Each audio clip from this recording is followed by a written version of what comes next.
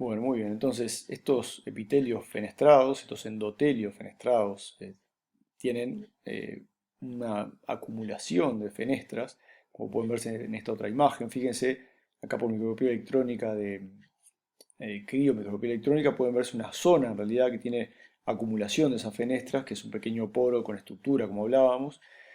Y aquí en esta otra parte puede verse claramente una célula secretoria con estos gránulos de secreción, una glándula endocrina que va a liberar ese contenido justamente asociado a zonas de fenestras, por lo cual puede directamente entrar fácilmente ese contenido a la sangre. En esta imagen inferior tenemos un podocito, esto es parte de los glomérulos del riñón, y puede verse la célula endotelial por aquí abajo, esto sería la lámina basal gruesa, y la célula endotelial. Y todo esto contribuye a la ultrafiltración en esos glomérulos del contenido, digamos, sanguíneo hacia lo que va a ser la orina posteriormente. Y esas células endoteliales acá también son fenestradas, como pueden ver todo a lo largo de esta lámina basal. Bueno, pasemos ahora a los capilares sinusoidales. Los capilares sinusoidales también los llamaremos discontinuos, como dijimos recién. Se ubican sobre todo en hígado, en médula ósea, en vaso. Son capilares muy particulares. Con hematoxina y eosina puede verse un poco algunas discontinuidades, como desestructurados en cierta forma, justamente porque su estructura es de discontinuidad en la pared del endotelio, discontinuidades más grandes de lo que serían unas fenestras, pero también discontinuidades en su lámina basal. O sea que realmente son capaces de liberar gran parte del contenido sanguíneo a ese tejido que los circunda, y eso es clave para su función. Imagínense en el hígado, que permee la sangre, es ideal para filtrar la sangre proveniente del tubo digestivo.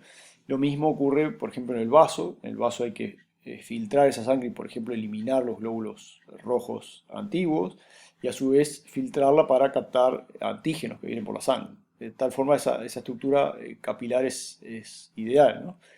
Aquí tienen otras imágenes de lo mismo, como hay discontinuidades directas de la pared y en este otro corte se pueden apreciar más directamente cómo desaparece de la pared endotelial en algunas zonas y tampoco hay lámina basal, ¿no? Entonces todo el contenido sanguíneo puede permear hacia estas estructuras perivasculares y estar en contacto con estas células que lo rodean íntimamente, ¿no? Esto es simplemente para hacer un resumen de los tres tipos de capilares: capilares continuos, fenestrados y discontinuos o sinusoides. Unos con una pared continua y una lámina basal continua y una comunicación a través de transitosis, ya que hay uniones ocluyentes entre las células y por lo tanto esta es la única vía de pasaje. Tenemos los fenestrados con pequeñas fenestras que tienen una estructura particular, con un poro, etcétera, y una lámina basal continua. Pero bueno, podemos ver que en realidad la pared del vaso, del endotelio, es continua, ¿no?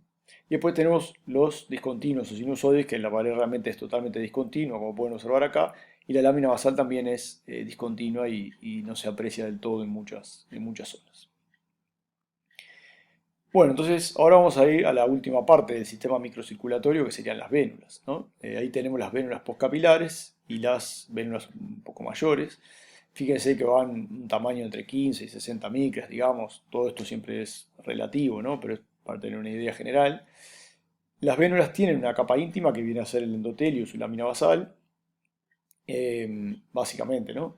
Y después la capa media empieza a aparecer recién a partir de unas vénulas un poquito mayores, ¿no? En las vénulas postcapilares no hay capa media. Y entonces aparece una capa media que empiezan a aparecer algunas células musculares. Fíjese, esto sería un ejemplo de una vénula, esto es una arteriola y esto es una vénula. Y empieza a aparecer una pequeña pared asociada a ese vaso. Y como decíamos, existen las vénulas postcapilares que básicamente son una continuación de los capilares cuando se fusionan uno, dos, tres capilares juntos. Y por lo tanto esas vénulas postcapilares todavía tienen pericitos, no tienen músculo y por lo tanto siguen siendo un sitio privilegiado, digamos, para intercambio de sustancias igual que los capilares. Y a su vez es un sitio particular en el que normalmente hay muchas señales para extravasar células.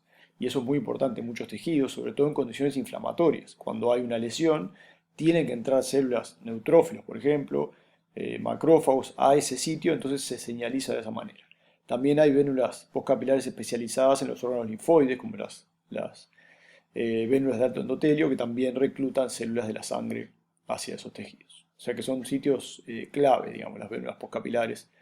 Y bueno, las vénulas en general contribuyen entonces al sistema de microcirculación. Aquí tenemos dos ejemplos nuevamente, una arteriola con 2 o 3 capas musculares alrededor, además del endotelio, y una vénula que tiene endotelio y tal vez alguna capa, alguna célula muscular que comienza a aparecer incipientemente, probablemente algún pericito, que es difícil de distinguir en esta imagen si existen pericitos o no. El tema este de la migración es clave. Como decíamos recién, hay muchas señales en estas vénulas postcapilares que hacen que cuando es necesario, por ejemplo un neutrófilo, en este caso sería un macrófago, se adhiera a esa pared, empieza lo que se llama el rolling, que es que esa célula empieza a rodar sobre esa pared y va cada vez adquiriendo más señales, que esas señales básicamente son, por ejemplo, quemoquinas que liberan las células endoteliales para atraer a estas células para que entren, o proteínas transmembrana que las van anclando cada vez más fuertemente hasta que atraviesa entre las células esa célula y entra al tejido.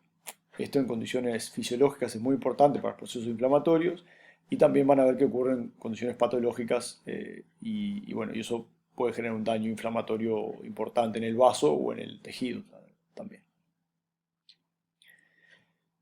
Muy bien, vamos a finalizar con el sistema de vías linfáticas. Esto es un sistema clave que muchas veces se olvida.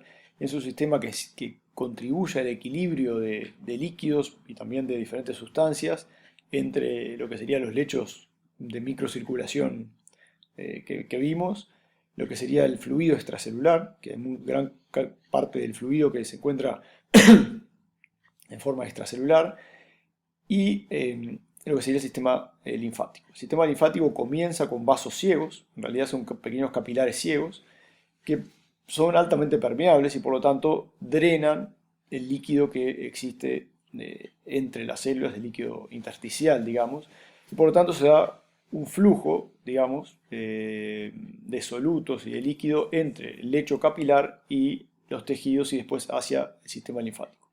El sistema linfático además es clave desde el punto de vista inmune, porque también va a reclutar, va a limpiar el tejido y va a llevar una muestra de lo que serían los antígenos que hay en ese tejido y de células que provienen de ese tejido, y eso se va a llevar a lo que serían los ganglios linfáticos, y de esa manera se va a analizar lo que está presente en esa linfa, y eso después va a drenar, se va a juntar y va a drenar nuevamente al torrente venoso sanguíneo.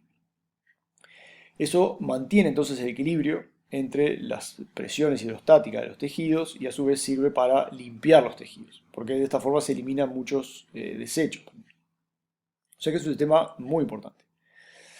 ¿Cómo se compone? Bueno, como decíamos, comienza con pequeños capilares, son capilares muy finos, más finos todavía de lo que serían probablemente una vénula o un capilar normal, en el sentido de que son muy permeables y que comienzan con un extremo ciego directamente.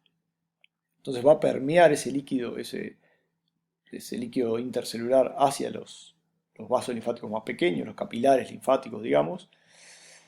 Esto es una micrografía electrónica que muestra lo que sería un capilar normal, un capilar sanguíneo. Ven que tiene, bueno, se ven núcleos planos, etc. Los capilares normalmente tienen un núcleo o 2 núcleos que conforman su pared. Y acá tiene un capilar linfático, ven que es mucho más finito, el citoplasma mucho más delgado. Y de esa forma, entonces, además es más permeable, por lo cual es ideal para justamente captar líquido y también células, ¿no? Como dijimos, y que eso se lleve después a los ganglios linfáticos. Cuando crecen esos linfáticos también tiene una pared muy delgada. Fíjense, esto sería un vaso linfático, ven que no hay capa muscular alrededor, ¿no? Son vasos que no tienen capas musculares, simplemente una capa endotelial y una lámina basal alrededor. Tienen capilares linfáticos más pequeños, perdón, como pueden verse en esta zona, un capilar linfático pequeño ahí señalado, y tienen después vasos linfáticos más grandes. Acá tenemos otro ejemplo de vaso linfático, en que tiene células endoteliales planas, pero después no se le distingue una pared muscular importante, ¿no? Simplemente para terminar, les recomiendo la bibliografía. Hay varios libros que pueden ser utilizados, como la Anatomía de Grey o el Ross. Sin embargo, quiero hacer hincapié en este concepto.